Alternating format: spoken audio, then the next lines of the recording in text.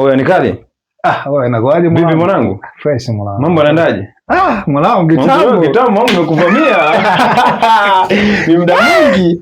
Mwanangu kitambo. Kitambo sana. Unaona wewe umenivamia leo. Mwanangu nimekuibukia hapa. Mwanangu karibu sana. Kwako. Karibu sana. Mwanangu vipi? Karibu sana. Fresh mwanangu. Jana nimepita pita huko mtandaoni mwanangu, nimekutana na vitu vikali sana. Jana. Mwanangu. Of course jana nilikuwa online. Okay. Nilikuwa natambulisha studio yangu mpya. Nahisi umekuja umeona tofauti. Ni studio yangu mpya, ni Royal Sound. Kwa jana nilikuwa na kikao muda mrefu. Kwa hiyo nafurahi kwa sababu umeona. Karibu sana mwanangu, kazi nzuri mwanangu, material nimeona, kazi nzuri sana hiyo ni kali. Karibu sana. Nimekaribia nimekuvamia lakini mwanangu nimekuvamia sana. Nakubali. Nimekuvamia mno ila mwanangu umebadilika kinoma sana. Mwanangu maisha amekubali. Amna maisha amekubali. Nitafuta tu. Ila mwanangu mazingira yamekaa vizuri sana. Unaona. Vipi? Hebu kwanza jitambulishe ili tujue kwanza, ili mashabiki zangu waweze kujua kwamba huyu mtu ni nani. Kwa mwanangu nijitambulishe kwako au nijitambulishe kwa mashabiki? Kwa mashabiki. Mimi mashabiki wananijua of course. Naitwa Nikali. Ni mwanamuziki wa kizazi kipya au anasema Bongo Flava. So nimefurahi leo kupata mgeni kunitembelea. Kwa hiyo niwakaribishe pia na ninakukaribisha pia. Mimi nishakaribia. Mimi nakujua kitambo. Ni kwa niaba ya mashabiki. Uliposema jitambulishe nikaona sasa mwanangu umenisahau. Mwanangu sija kusahau, ila ni kwa sababu ya mashabiki, ili waweze kujua, mashabiki zangu waweze kuelewa kwamba huyu mtu nilomvamia leo ni nani. Okay. Vipi kuhusiana na studio yako? Nimeikuta kwenye maelezo ni mazuri. Maelezo ni marefu nimeyapata na nimepata maelezo mazuri, ila nilichokuwa najiuliza kwamba wewe mkakati wako ukoje kuhusiana na studio yako na wewe pia?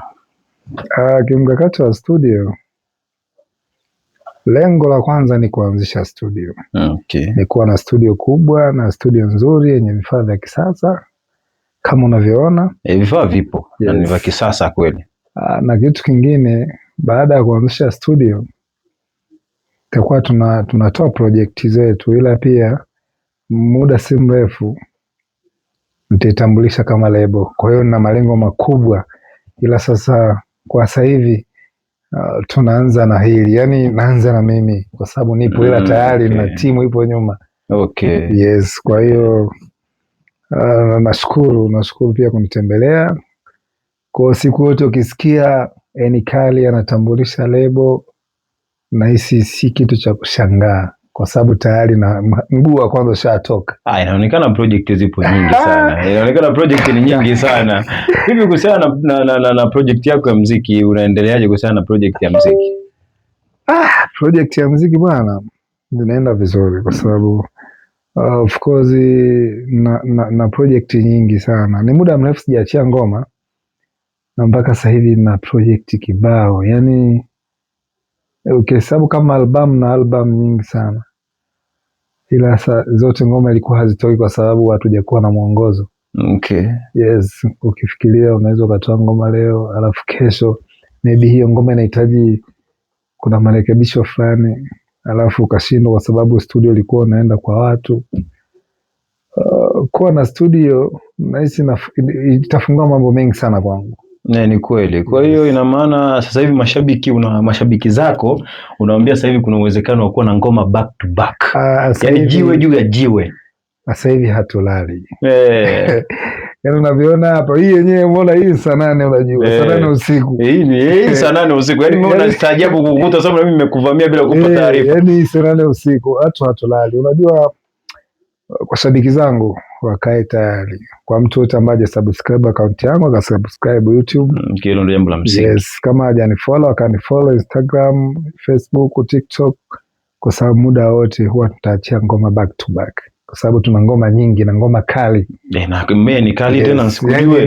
Mimi muda kitu kidogo niliona kama umesizi. Maana nikanajiuliza ni kali itakuwa ameenda. Kumbe ana project kubwa yuko Shimoni anaandaa vitu. Unajua wahenga, sijajua wahenga kipindi anaongea leo au la. Ila wahenga wanasema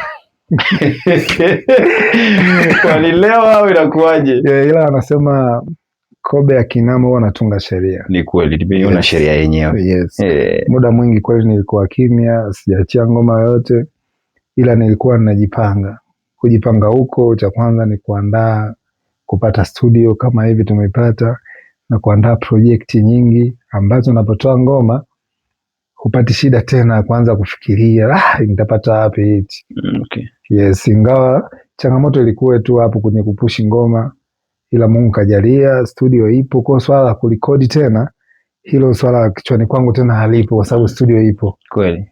Kitu ambacho huwa kitakuwepo ni kuinvest katika promotion. Okay. Kwa sababu mziki bwana, mimi ninasema hapa nina stoko ya ngoma zaidi ya 30 au 50, ila mziki bila promotion hizo ngoma huwa atasikiliza tu mtaani. Kweli. Yani utaishia tu mwana iko mwanangu ngoma kali, mtapeana 5 na ishia hapo. Yeah, man. Yes. Kwa hiyo ina maana studio yako ni kwa ajili yako ama inaruhusu kuja na wasanii wengine kuja kutengeneza project zao? Hiyo ruhusa ipo, milango iko wazi, au inaonekana kwamba ni studio yako peke yako wewe kama Enikali ya kutengeneza ngoma zako, au unaruhusu na wanamuziki au wasanii wengine waweze kuhusika kwenye studio yako?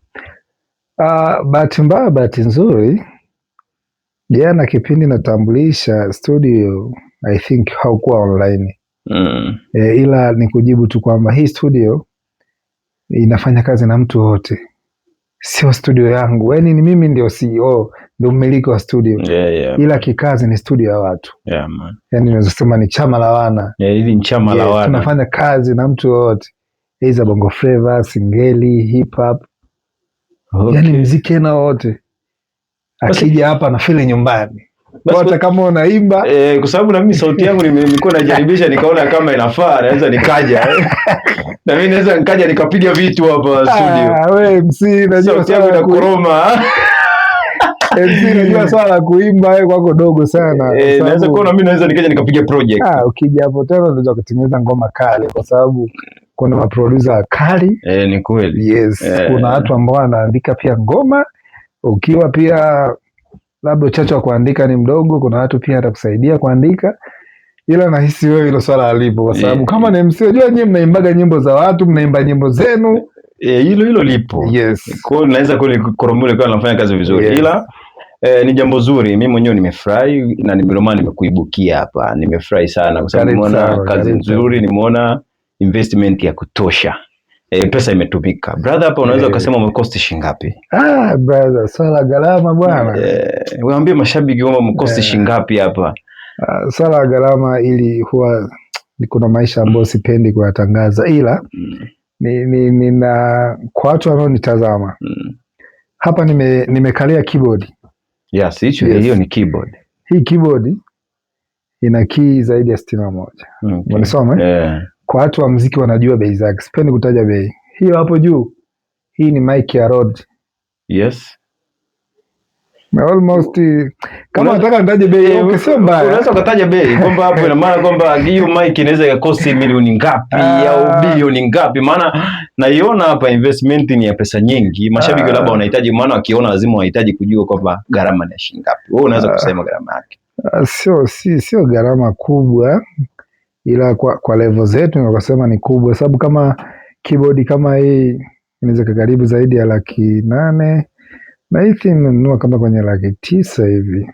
Na maana milioni inafika kulingana na yes, inaweza ikafika sababu kama unanunua kitu halafu unaweza ukachukua mtu kwa usafiri akilete, kwa sababu kwa sasa hivi vitu vingine nimeagiza China, vingine nimeagiza tu hapa. Okay. Kwa hiyo kama hii kinanda unavyoona almost sio hela nyingi sana, ila ni kama zaidi ya 800,000 sasa. Maana niliona na shabiki mmoja niliona amecomment pale, anahitaji kujua gharama. Sasa gharama labda naye anahitaji kuanzisha, au unaweza yani tuseme unaweza ukamshauri nini? Anayehitaji kuinvest kama wewe. Kinani kibongobongo, mtu akifanya kitu ukitembelea ukiona production imekamilika hivi, wewe unaweza ukaangalia tu kasema jamaa kawekeza hela, ila huwa msipende kuuliza sana umetumia shilingi ngapi, kwa sababu inawezekana nilichokitumia mpaka sasa hivi sijarudisha hata shilingi 10. Tatizo la wasanii ndio hilo. Wasanii hawapenda kuzungumza gharama zao. Watu wanataka kudanganya. Mfano kitu kimoja. Umeona hii mic hapa juu? Hapa kuna mic mbili, kuna hii hapa. Ya, naiona hii na hiyo. Hii mic hapa juu ni ya Rode. Yes. Kampuni ya Rode unazijua. Umeona hii? Umeona hii mic? Yes, nimeiona. Yes. Kwa maana hii mic ni gharama sana. Yeah. Ni hela nyingi sana. Kwa maana sio laki, ni zaidi ya milioni na kuendelea. Unanisoma? Yeah. Kwa hiyo kuna mic hii hapa. Ukija kama hivi kuna hizo monitor. Nimeona material ni mengi. Yes, na gharama ni kubwa. Na maana investment ni kubwa. Na maana inaweza ikawa labda kwa maelezo machache unaweza kuambia mashabiki na wapenzi wa music kwamba back to back ngoma zinakuja. Yes. Na pia je, kuna collabo na wasanii tofauti au ni wewe peke yako au kuna wasanii ambao umewashika mkono nyuma maana uwezo huo unao? Yote yanawezekana.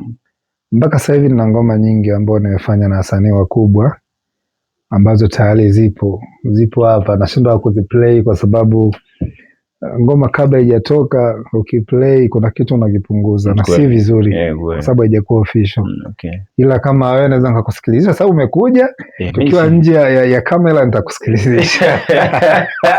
Najua mtaki kutoa vitu watu mbaya sana. Kila hiyo njia na maana kuna investment tofauti unaweza kama wewe ndo